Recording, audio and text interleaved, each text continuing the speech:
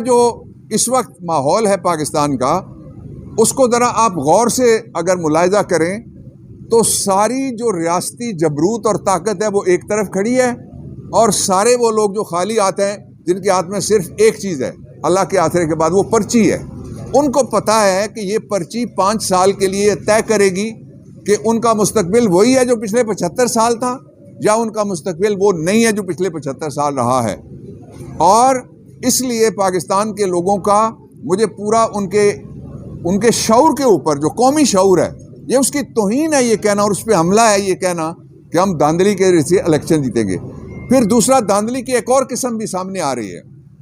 एक ऐसी जमात जिसने कोई 6-7 सीटें टोटल वो लड़ रहे हैं पूरे पाकिस्तान में, वो जमात भी ये कहती है कि सारे आज़ाद हमारे साथ आ जाएंगे। आपने क्या समझा हुआ है कि सारे आपकी तरह से ज़रा सी मुश्किल आएगी तो भाग जाएंगे? क्यों भागेगा कोई?